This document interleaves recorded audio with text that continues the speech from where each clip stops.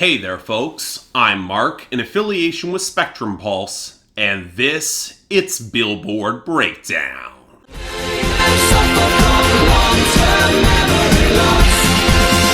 I don't remember. You know, there's something about this week that just feels big. Not a lot of new arrivals, but we had two that were big and smashed into the top 10, along with a few notable departures that gave me the feeling that we're on the cusp of a major shakeup. Although, given that album bombs are a little bit less of a thing in 2019, I'm not sure I'm seeing the release on the horizon that's truly gonna pull it off. And yet again, if you're looking at our top 10, I would totally understand if you're not seeing it just yet. Because for yet another week, Old Town Road by Lil Nas X featuring Billy Ray Cyrus is squatting on top at number 1.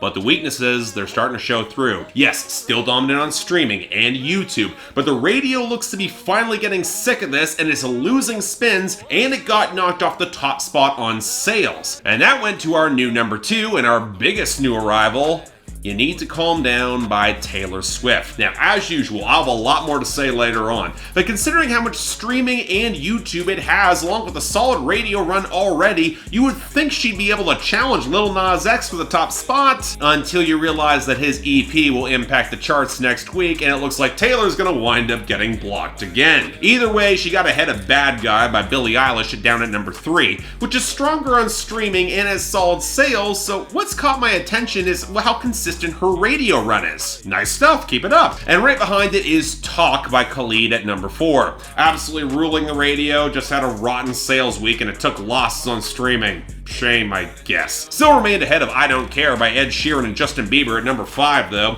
which is much better sales and good radio, but just can't make up the margin on streaming.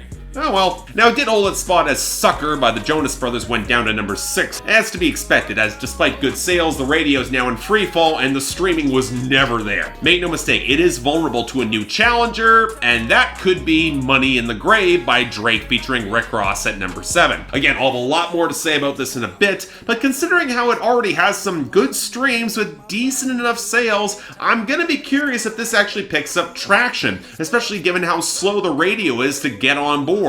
Next, we got the considerable hit to Wow by Post Malone at number 8. It's losing across the board by considerable margins, about time, which is not really something I'm going to say about Suge by DaBaby, down slightly to number 9, which still has made a respectable radio run and has solid streaming, it just got eclipsed by some bigger entries. And finally, lasting considerably longer in the top 10 than I'm inclined to allow, No Guidance by Chris Brown featuring Drake actually held on to number 10. And I'm kinda stunned as to why. The sales have tanked, the radio run's not there, the streaming sure as hell is. Okay, Drake, you know you didn't have to prop up Chris Brown's flailing career, right? There were other priorities. Again, on that note, we got our losers and dropouts. And remember how I said this week actually feels bigger? Yeah, this came in the latter category, with both Beautiful Crazy by Luke Combs and Bury a Friend by Billie Eilish clinching their year-end spots, Close Friends by Lil Baby on the cusp of that, and Put a Date on It by Yo Gotti featuring Lil Baby just missing out as they all departed the charts. Now, what threw me for a bit is that we honestly didn't have that many losers here, and most of them were in country. Speechless by Dan and Shay down to 43, Miss Me More by Kelsey Ballerini to 70, and Love Someone by Brett Eldridge at 71. Bit of a shame because most of the songs were alright to pretty good,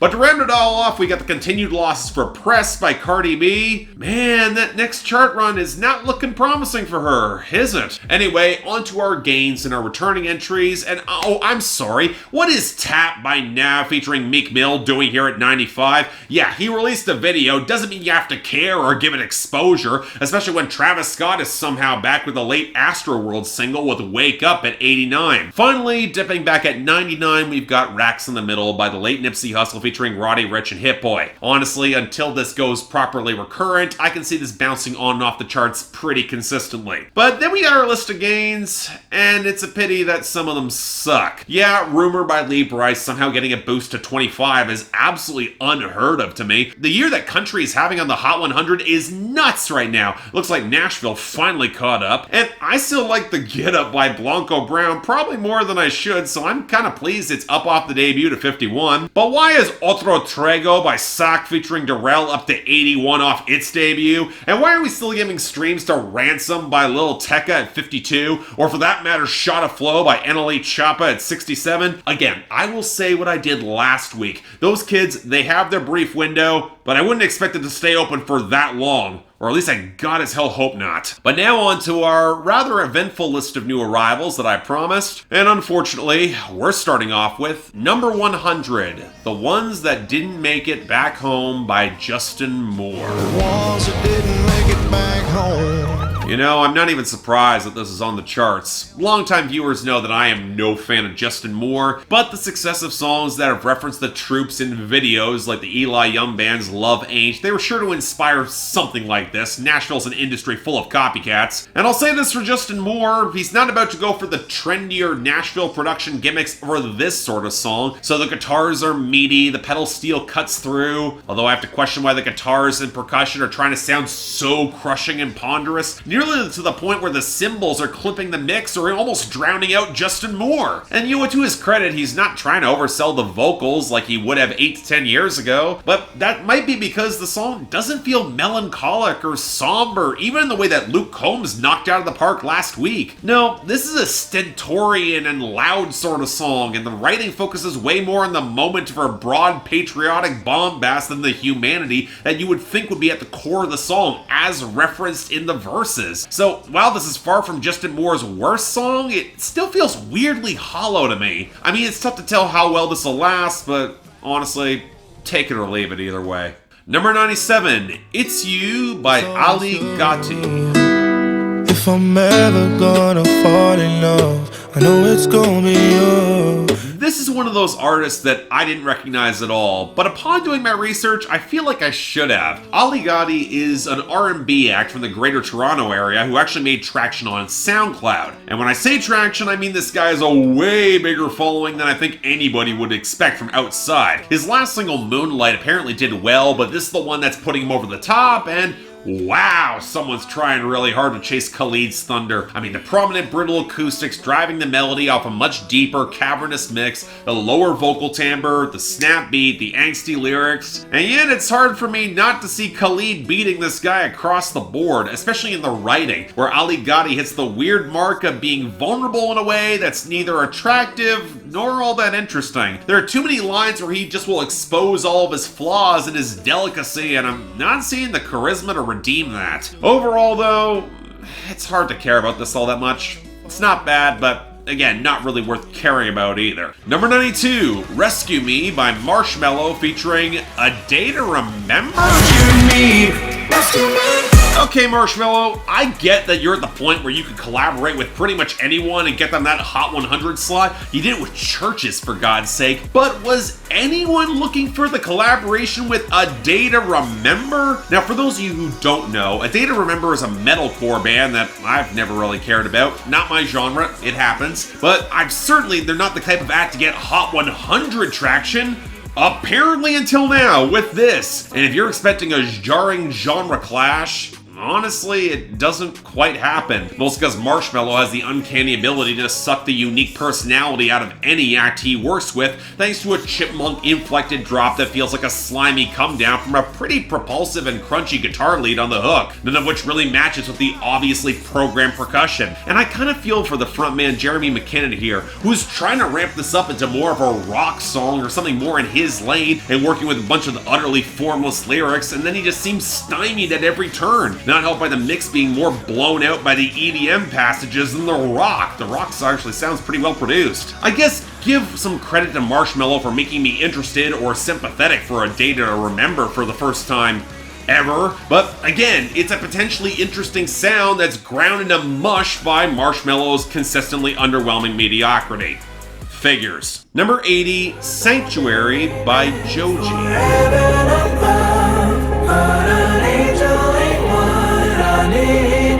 Not gonna lie, there's a part of me that's kind of rooting for Joji to stick the landing here, as I'd like to say he's trending towards quality after Slow Dancing in the Dark, and Yeah, I actually think he did this here. What I like about Joji is that he's not afraid to take the bigger melodic swings in his arrangements, and the hollow plucky tones coasting off the distant squeals and the pulsating groove, and his embrace of a well multi-tracked upper register and more of a groove for an otherwise straightforward love song. It's good to differentiate him from that scene. Also, the production and layering have a lot more polish, almost reminiscent of a vintage power ballad from the late 80s or the 90s in the synth backdrop, while not compromising the slightly grainy grind that's always given his material a little bit more of an organic, homegrown flair. So yeah, Joji stuck the landing with a cut that maintains his unique touches and gravitas while adding more polish, and he got a really damn good song. I like this. Nice stuff. Number 75, Down Bad by Dreamville, featuring JID, J. Cole, EARTHGANG, and Young Nudy. Down bad. Am I the only one who feels like after all the hype for the Dreamville recording sessions a few months back that the turnaround time was slower than we all expected? Or that J. Cole kind of deflated some of that hype by dropping Middle Child and sucking up all the attention? Anyway, this time we got the posse cut, and here's where I piss off everyone by saying I'm not really a fan of it. And let me stress it's primarily because of the production. The scratch off the increasingly shrill tones that sounds like a sample of Rebel Without a Pause by Public Enemy, but apparently isn't. Even just to serve as a foundation for the Dreamville crew to go off, it's really blaring and distracting and doesn't support their flows melodically at all. And I'm not wild about how they're structured on this song either. Young Nudy is fine enough, but he's got nowhere close to the intensity that you'd like to see from the rest of them, and then he's followed by JID, who goes off and handles the hook too. I mean, it's not the most immediate and best comparison. Young Nudy just winds up being really underwhelming to start off the song, and yet the more glaring issue comes to the lack of payoff across most of the verses. The structure of the song is basically started from the bottom, now we're here and hungry, and you can't stop us bar for bar. But I'd argue that Boz is the only one who actually shows some serious fighting words and calling out rappers pushing lean. And the choice here to end off the song with Johnny Venus instead of J. Cole, it's baffling. Normally you want to save the best for last, right? I don't know, like with Middle Child, this entire song feels anticlimactic. I guess we'll see how the collaboration album goes, but I don't really like this. Hell, I wish I liked it a lot more than I do. Number 25, Omerta by Drake. Really feel like they rode on me. Last year niggas got hot cause they told on me. Okay, at some point, Drake, you know that Pusha T is gonna clap back against all your subliminals. He might be the only one in Kanye's camp who can spit the sort of fire to credibly go toe-to-toe with you, but he beat you once before last year. He can beat you again. But what might hurt me just as much is that this is one of two songs you released with the Raptors winning the NBA Finals, and yet you had to make this all about you? You might try and call Pusha T a tattletale, but it's a cheap way to deflect when a few lines later you describe how you have to keep the love strictly physical, which kind of contradicts the whole mob family thing you're trying to foster here, Drake. And yes, I get that the entire song is basically flexing, but am I the only one who's a little bit skeeved out by how Drake is talking about basically buying out his opponents from their homes to the possessions that might go up for auction? I get that he's trying to play the villain here, relishing all the pettiness, but you're doing it by being the rich kid who buys all the rare trading cards for his deck rather than develop any sort of skill, and nobody likes that guy. What's frustrating is that for the single extended verse and the creative rhyme structures, it's coming from the Drake that I would otherwise like. It's just that everything else here is completely unlikable, including the watery fractured keys and the lumbering beat. So yeah, Drake, you might be trying to get your Seto Kaiba on, but I'm not a fan of this. Number 7, Money in the Grave by Drake featuring Rick Ross. Really just lapped every nigga in a race. I really might tap realest nigga on my face. Okay, a lot of the same complaints as the last track, but just to a lesser extent. It's still all the same flexing as a watery backing melody. It's not the best Rick Ross and Drake collaboration. They probably could have afforded to do more, and there's no references to the Raptors, but it is a better actual song. For one, the very West Coast percussion pattern has a lot of punch, and Drake can ride it really damn well. I can see YG hopping on a remix and killing this. And for another, there's an actual hook here that Drake tries to give a little bit more intensity. And Ross's verse, Look, I'm not a big Rick Ross fan by any margin, but he at least bothered to put a basketball reference in his verse to Zion Williamson. Not on the Raptors, but right direction. And while the bars all connect to each other, I wish the song felt a little bit more quotable. Although I have to laugh at Drake on the hook talking about getting a face tattoo and deciding that he's not gonna save girls anymore, which will promptly last until we get his next R&B song. But as a whole, it's fine, it's good, it's not among the best Drake songs for me, but I put it in a similar category to the better hype songs off of a project like If You're Reading This Is Too Late, a project that's only kind of grown on me the past couple of years, so, alright, it's good stuff. And finally, number 2, You Need to Calm Down by Taylor Swift. Calm down, you're being too loud. Am I the only one who feels like this song is not interesting enough to earn all the controversy that it's trying to provoke? Because at this point for me, the release of this song in this way makes it look like Taylor Swift is seeking attention for an increasingly hollow set of music, and equivocating her dealing with Twitter backlash in comparison to the real-life LGBT oppression. That's kind of dicey lyrically, and that's not even getting into the video, which for as much as I appreciate Taylor working to elevate LGBT talent, they really could have gotten a cinematographer or a color grader that doesn't look like this was pulled from the uncanny valley and about the furthest thing from glamorous. What it reminds me of most are the corporations who always try to latch on to Pride Week while completely ignoring the real systemic concerns of the LGBT community, centering themselves in the picture, not the people. It's why the villains in this song are caricatured as protesting rednecks, not, Ben Shapiro or all the stuffed shirts of the current GOP. And it goes all the way down to the fast food branded reconciliation of Katy Perry and Taylor Swift in the video, which only serves to remind me of Katy Perry's fascinating back catalog with cuts like You're So Gay and I Kissed a Girl. Yes, I know she put out fireworks, she's trying to redeem her image, but I don't forget. But all this is assigning a lot more weight to the song than I think it probably deserves. Yeah, the pulsating wiry beat and the snap hits with a little bit more impact than Me did, but Taylor Swift's desaturated delivery and faux rapping reeks of put-on disinterest. It's not flattering for her, only saved by the more layered backing vocals, which combined with the huge percussion, they're desperately trying to give this some sort of anthemic swell. And